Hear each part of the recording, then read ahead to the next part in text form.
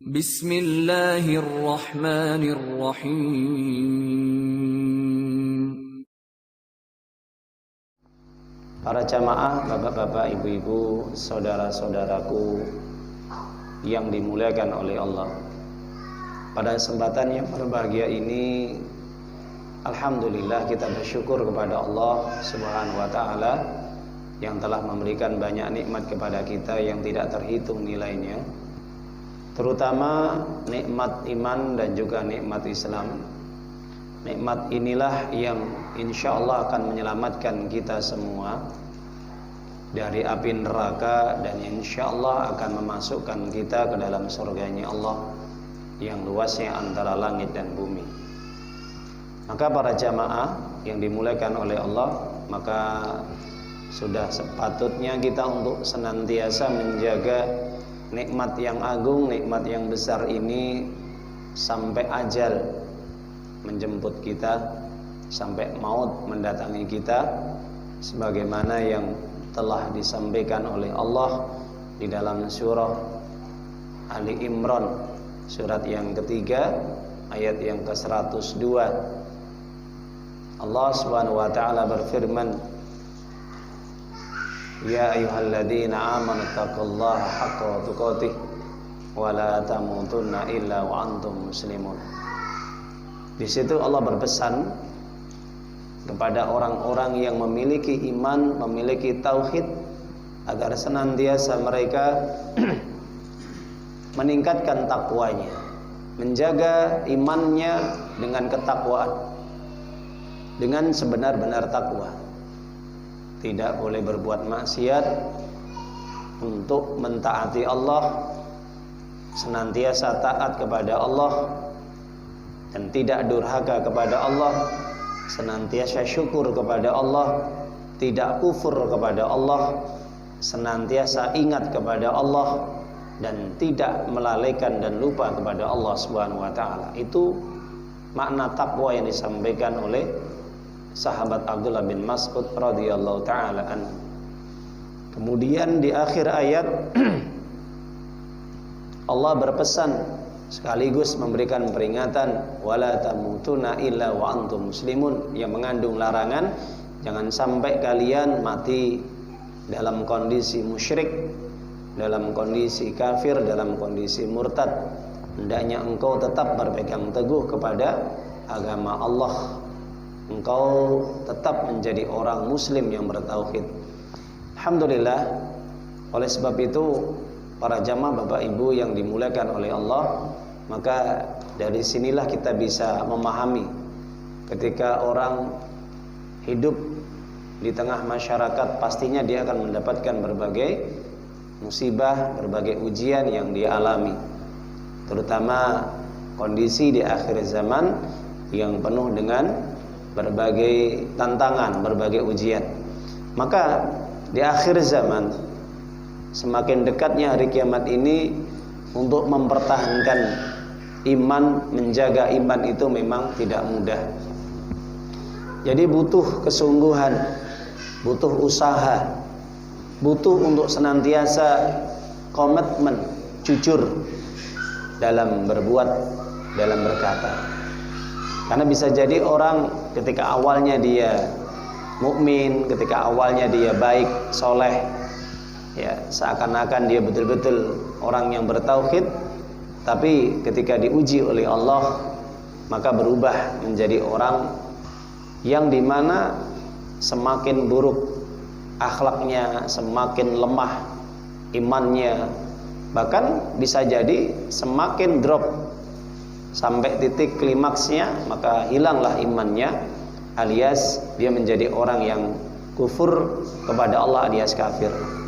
Maka inilah Nabi kita yang mulia berpesan kepada kita senantiasa, terutama kondisi-kondisi di akhir zaman ini.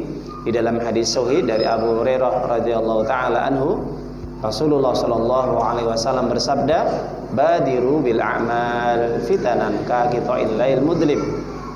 Hendaknya kalian senantiasa untuk bersegera beramal soleh, amal-amal yang bisa menjaga imanmu, amal-amal yang bisa menjadikan kamu istiqomah, amal-amal yang bisa semakin engkau dekat kepada Allah, ingat kepada Allah, amal-amal yang menjadikan kamu tetap lurus di atas jalan yang benar. Itu pesan dari Nabi kepada kita 14 abad yang telah lalu. Hari ini kita merasakan bagaimana hidup di kondisi yang begitu beratnya ujian yang menimpa kaum muslimin, pada khususnya saudara-saudara kita yang berjuang di jalan Allah, mendapat tekanan, mendapat siksaan, mendapat mereka ujian-ujian yang lainnya. Sebagian mereka harus mendekam di jeruji penjara dengan tuduhan-tuduhan yang tidak benar. Makanya para jamaah Bapak Ibu yang dimuliakan oleh Allah Subhanahu wa taala, disinilah pentingnya iman. Hari ini kita betul-betul dihadapkan suatu persoalan yang ini menjadi tantangan bagi iman kita. Iman kita kuat tidak? Iman kita kuat, kokoh tidak? Atau rapuh atau lemah sebaliknya? Maka dari situlah Nabi SAW mewanti-wanti kepada kita, senantiasa mengingatkan kepada kita untuk terus beramal soleh, istiqomah dalam kita beramal, meskipun kadang berat, meskipun kadang-kala hal ini tidak mudah kita jalankan. Tapi para jamaah insyaallah, kalau kita ikhlas, hati kita bersih, insyaallah, maka ucapan dan perbuatan kita pun akan benar dan lurus. Jadi ini pegangan yang paling utama bagi diri kita. Yang penting apa? Hati kita ini bersih. Karena kalau hati kita bersih, hati kita ini suci, insya Allah, maka akan berdampak, berpengaruh kepada ucapan dan perbuatan kita.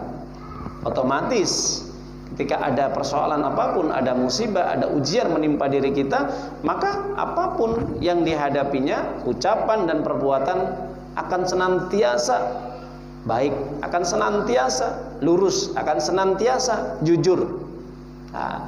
Makanya Allah Azza wa Jalla menjelaskan di dalam surat Al-Lail, qad aflaha man zakka. Alangkah beruntungnya mereka yang senantiasa menjaga dirinya, menjaga jiwanya, menjaga hatinya dengan sebaik-baiknya, mensucikan, membersihkan hatinya dari segala noda-noda apapun, kemunafikan, kekafiran, ataupun maksiat-maksiat yang lain yang bisa merusak hati dan amal solehnya. Makanya insya Allah kalau ini sudah terjaga, hati bersih, maka akan bisa membuahkan amal yang baik, ucapan yang baik, amal-amal soleh akan terus terjaga dengan baik.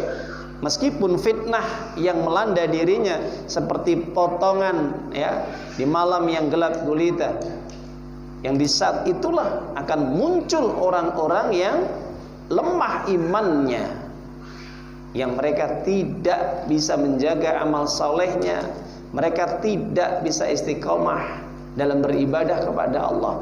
Maka akan muncul di tengah-tengah mereka begitu banyaknya manusia yang disampaikan oleh Nabi apa? Yusbihu rajul mu'min wa yumsi kafir.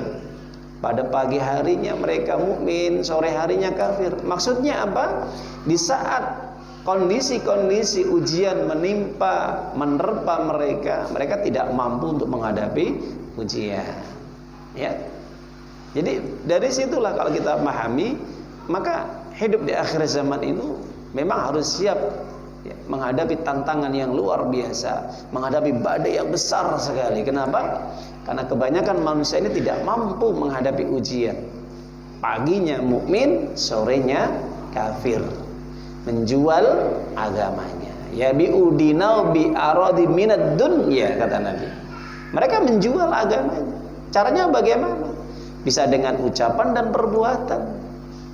Makanya sampai Nabi SAW menjelaskan dalam hadis yang lain, banyak sekali dalam hadis-hadis sahih ya. Tadi hadis Imam Muslim, sekarang juga diriwayatkan oleh hadis Rawah Abu Daud dari Sauban radhiyallahu taala anhu.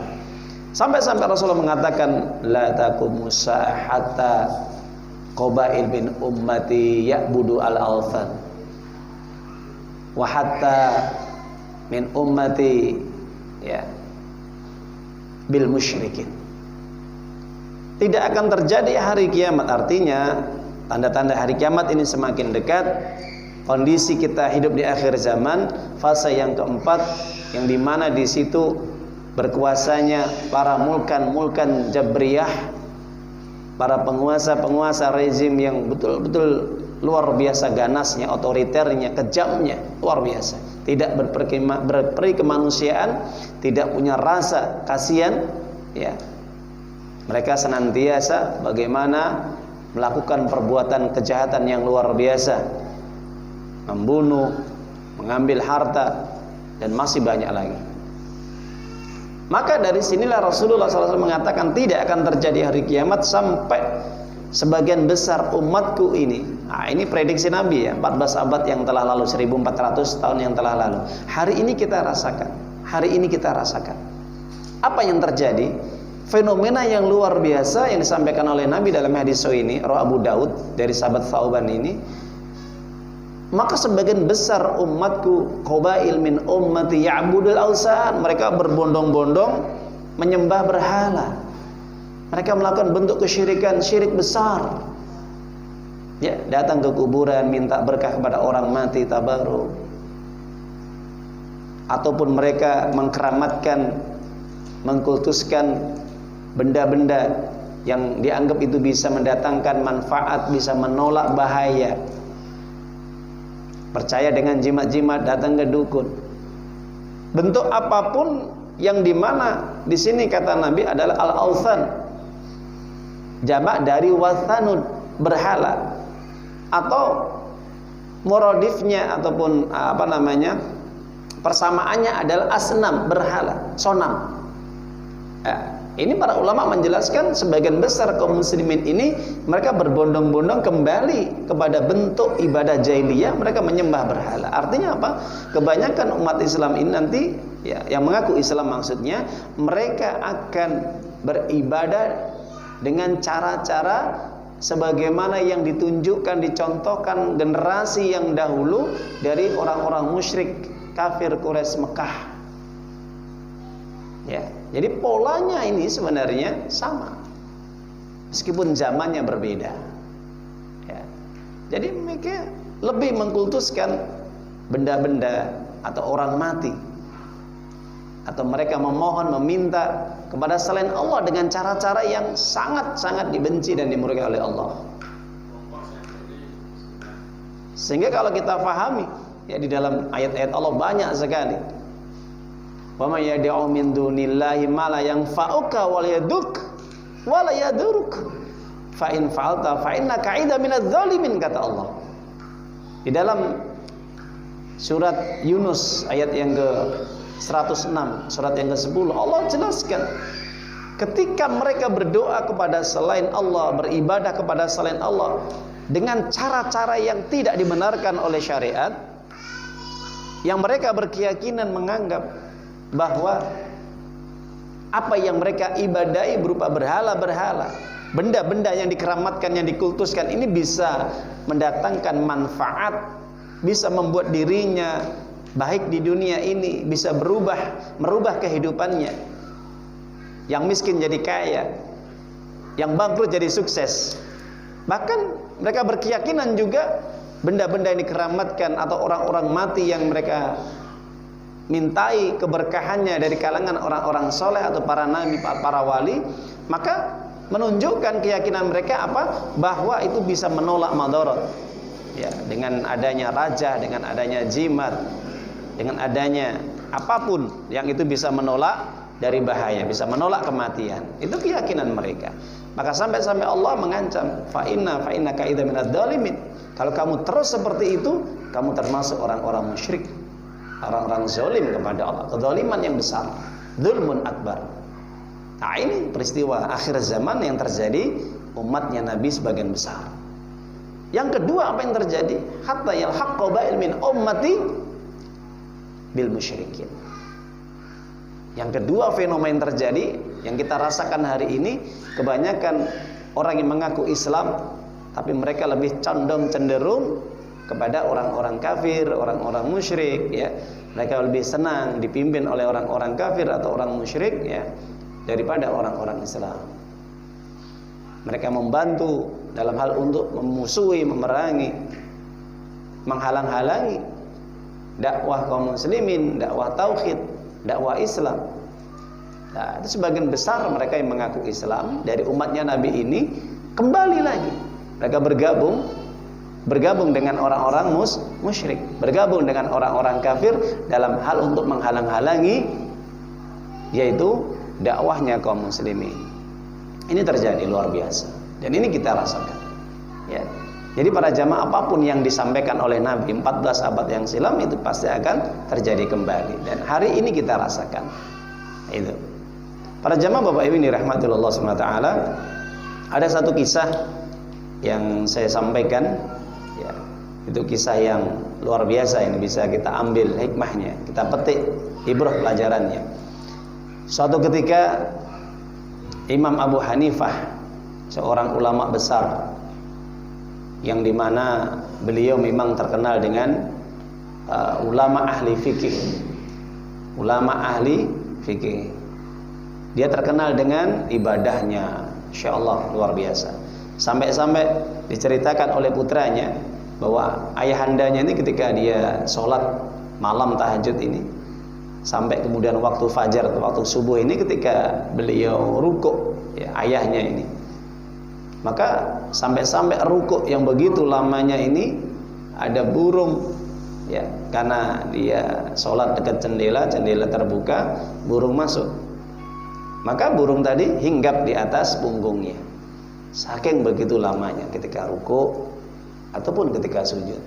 Dianggap itu adalah sebongkah kayu yang patah atau mungkin ranting, ya. Sampai burung itu hinggap di atas punggungnya Abu Hanifah. Ini terkenal dengan ibadahnya yang luar biasa. Dan juga terkenal dengan waroknya. Warok itu adalah orang yang meninggalkan gemerlapnya dunia, ya, kesenangan dunia, lebih mengepentingkan akhirat. Ya, itu orang yang warok, ya. Jadi memang konsentrasinya hidup di dunia ini tujuannya cuma satu, bagaimana mencari akhirat. Tetap Abu Hanifah, ya, mengajar, ya, menafkahi keluarganya, tapi dia lebih fokus dalam hal masalah ibadahnya, dalam masalah dakwahnya dan yang lainnya. Maka terkenal dengan waroknya, tidak cinta terhadap dunia dan tidak mudah untuk dilalaikan dengan kehidupan dunia. Kemudian terkenal dengan zuhudnya, dia tidak mudah iri dengan apa yang ada di tangan manusia, ya. Kadang orang kalau temannya, tetangga, saudaranya punya sesuatu yang lebih, punya barang yang lebih baik, lebih bagus, lebih indah, lebih mahal, kadang masih ada rasa keinginan, rasa hasad, rasa dengki, rasa iri dan sebagainya. Maka disinilah terkenalnya Abu Hanifah itu, apapun yang dia lihat, ya, itu akan tidak membuat dirinya akan menjadikan lalai, sehingga akan muncul keinginan untuk memiliki sesuatu yang ada di tangan manusia tadi. Nah, ini orang yang zuhud betul. Jadi para jamaah Bapak Ibu, ini ulama besar. Suatu ketika Imam Abu Hanifah ini berjalan. Maka ketika berjalan dia bertemu dengan seorang anak muda yang masih belia, ya, kurang lebih umur 8-9 tahun atau umur 10 tahun, kelas 4, kelas 5. Maka ketika berpapasan atau bertemu dengan seorang anak kecil, ya, maka saat itu pula Abu Hanifah melihat anak itu memakai sepatu dari kayu atau terompah kayu.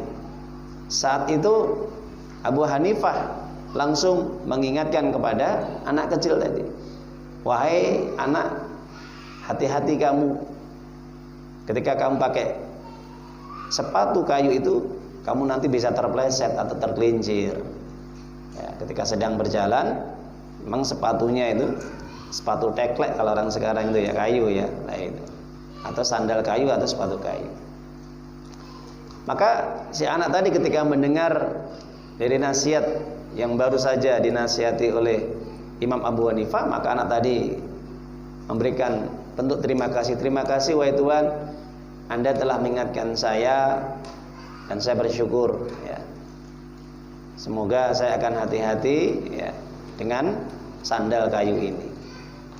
Kemudian anak tadi langsung ingin mengetahui si Abu Hanifah ini. Maka ditanya Imam Abu Hanifah oleh seorang anak kecil ini, "Maaf Tuan, kira-kira boleh saya bertanya nama Anda?" Ya.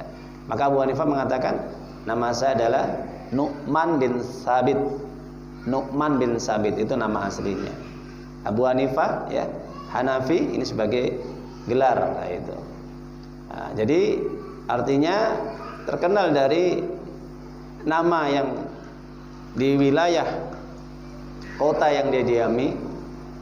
Maka saat itu pula anak kecil tadi mengatakan, "Oh, Anda yang memiliki gelar Al-Imamu A'dham, imam besar di wilayah sini." Anak kecil kan tidak tahu ya siapa ulama besar, belum tahu kan. Maka apa jawaban Abu Hanifah? Yang memberikan gelar itu bukan saya, tapi masyarakat. Karena mungkin rasa cinta masyarakat, rasa perhatian ya, dalam rangka untuk menghormati, mungkin mereka memberikan gelar saya, tapi bukan saya yang memberikan gelar ini. Maka saya berterima kasih dan bersyukur kepada Allah ya.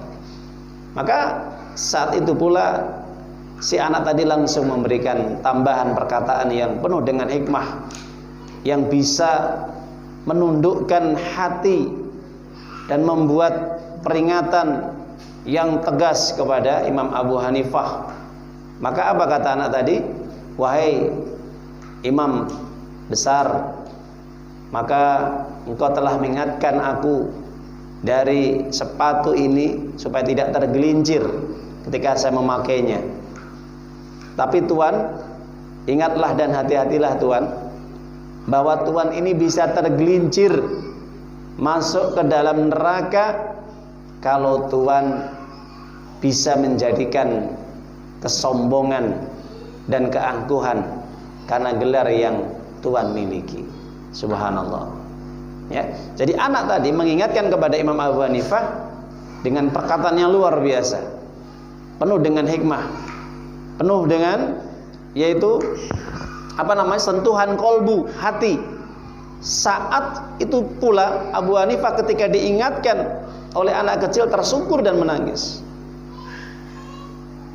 Dengan nasihat yang luar biasa tadi, menjadikan Abu Hanifah ini takut yang luar biasa dengan gelar yang dia miliki, yang diberikan oleh masyarakat sebagai Al-Imam Mu'adzam, imam besar, ulama hebat ya.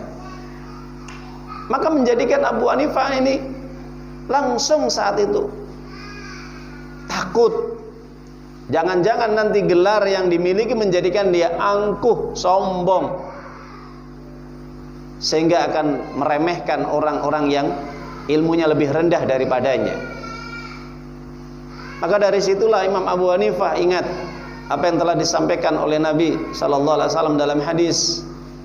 Benar kata Nabi, "La yadkhulul jannata man kana fi qalbi mithqala dzarratin min kibr."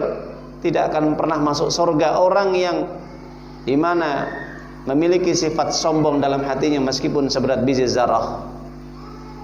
Padahal kibr batul haq wa ghamdun nas, itulah makna sombong, menolak kebenaran dan meremehkan orang lain.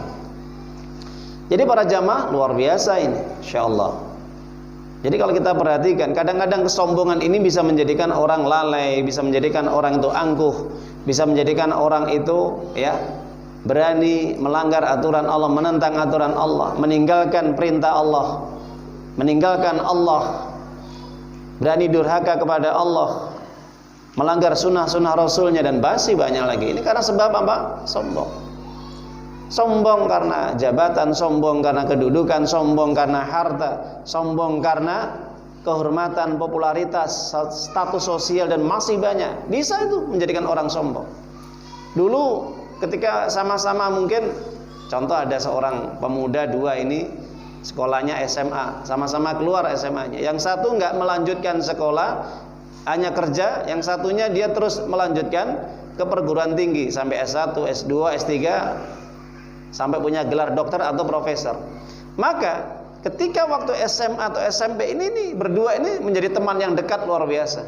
Ya, menjadi teman dekat yang luar biasa. Tapi apa yang terjadi ketika yang satu ini Allah beri ujian, Allah beri kenikmatan dengan gelar yang begitu tingginya, maka saat itulah ketika dia tidak punya iman yang kuat, tidak ingat kepada Allah, maka muncul adanya kibr, sombong dalam hatinya.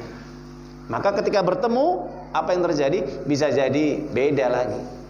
Tidak mau sapa, tidak mau bertemu, mungkin dipanggil mungkin hanya sekedar hello say, ya. Ketika ingin tidak mau berkunjung ke rumah yang dulu saling berkunjung. Nah, ini bisa menyebabkan apa? Meremehkan, menjadi dia merasa tinggi, yang lainnya rendah. Itu yang terjadi. Makanya sampai-sampai Mujahid bin Jabar, seorang ulama tabi'in, murid daripada Abdullah bin Abbas radhiyallahu taala anhu, seorang ahli tafsir dari kalangan para sahabat Nabi ini, ulama tafsir ini. Mujahid bin Jabar ketika pernah menyampaikan tentang ayat-ayat sombong, maka apa beliau jelaskan? Beliau mengeluarkan kalimat-kalimat yang luar biasa. Di antaranya adalah apa? Beliau mengatakan, la yata'allamu al-ilma mustahyin wala mustakbir. Orang yang memiliki sifat sombong, angkuh dalam dirinya, dan juga orang yang dia ini punya rasa malu yang berlebihan, gengsi, maka dia tidak akan pernah bisa tidak akan pernah mau dia belajar, tidak akan pernah dia mendapatkan petunjuk Allah. Jadi dua tipikal manusia ini para jamaah Bapak Ibu, orang yang sombong dan orang yang gengsi malu, ini tidak akan pernah dia mendapatkan petunjuk atau hidayah Allah, dan dia tidak akan pernah ta'alum, mau belajar agama Allah. Jelas ya? Jelas ini. Coba orang kalau punya kedudukan jabatan mau duduk-duduk dengan orang-orang yang masyarakat umum ya, yang mereka tidak punya gelar, cuman mereka hanya ngaji untuk memahami agama Allah, nggak mau. Dan ini terjadi dulu pada zaman khilafah ya. Pemerintahan Islam pun ada raja-raja, penguasa-penguasa Islam atau khalifah-khalifah, di antara mereka pun ada mereka yang sombong, tidak mau duduk di majelis ilmu, tidak mau ngaji, tidak mau belajar, berkumpul dengan orang-orang awam, orang-orang rendahan atau rakyat kecil, nggak mau. Kenapa? Karena dia punya kedudukan, punya jabatan, punya popularitas, punya pamor, punya kehormatan, terkenal dia, ya, dan punya harta kaya, nggak mau duduk untuk mencari ilmu, nggak mau. Ini yang terjadi di tengah masyarakat seperti itu. Maka benar kata Allah SWT di dalam firman-Nya banyak sekali. Apa kata Allah SWT di dalam surat An-Naml ayat yang ke-14, surat yang ke-27? Allah jelaskan karakter orang sombong itu apa? Wajahadu biha wastaiqanatha anfusum dzulma wa uluwa fanduru kaifa kana aqibatul mufsidin. Apa kata Allah? Kalau kita buka di dalam surat An-Naml surat yang ke-27 ayat yang 14, nanti dibuka di rumah Bapak Ibu.